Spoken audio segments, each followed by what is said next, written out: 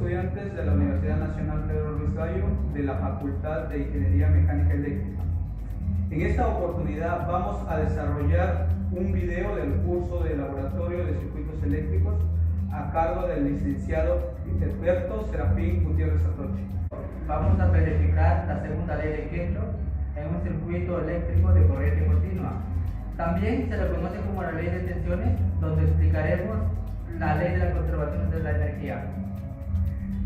Además, la suma algebraica de las diferencias de potencial, es decir, de los voltajes, en una malla de un circuito siempre nos da igual a cero. En este debemos considerar los signos. A continuación, desarrollaremos el circuito planteado en el laboratorio teóricamente. Probando el circuito,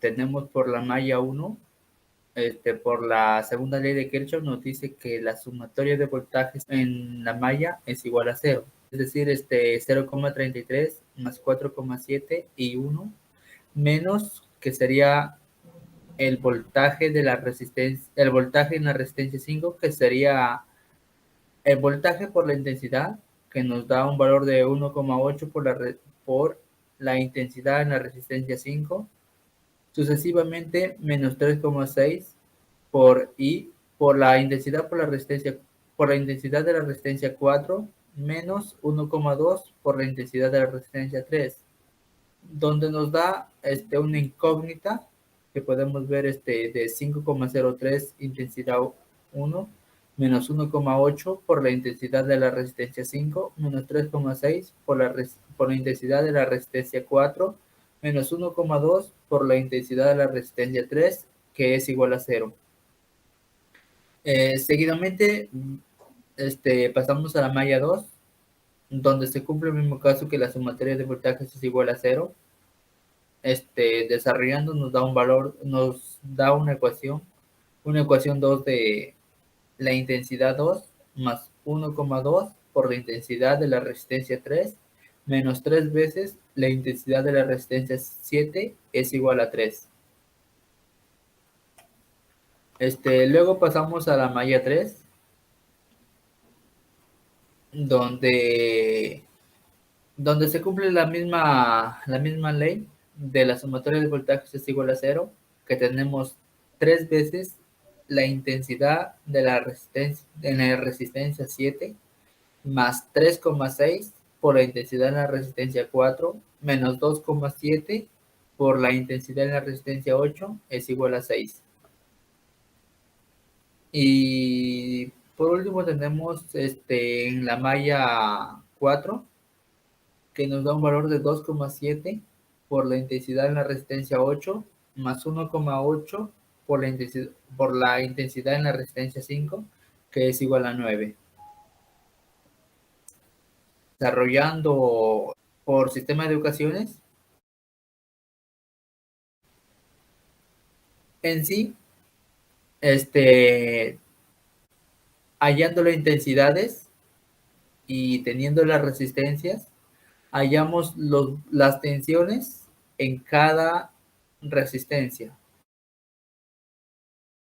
Ahora, para comprobar la segunda ley de Kirchhoff, aplicando en la malla 1, en tal caso que nuestro valor, desarrollando, nos sale un valor de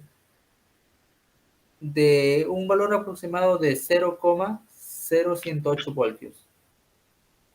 Pasando a la malla 2, desarrollando nos sale un aproximado de 0,0014 voltios. En la malla 3, que nos da un valor aproximado de 0,0036 voltios. Y en la malla 4 nos da un valor aproximado de 0,0018 voltios. Donde a continuación podemos ver las 4 mallas que sí nos cumplió la segunda ley de Kirchhoff, es decir, un aproximado o igual a 0.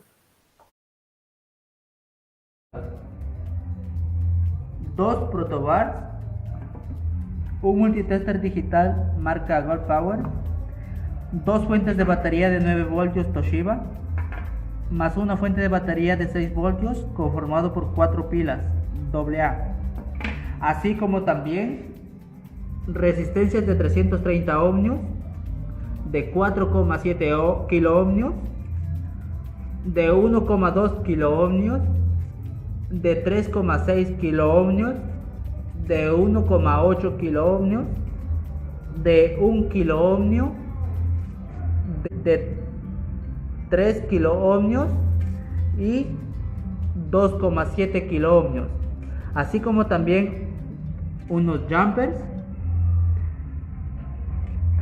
y unos conectores cocodrilos.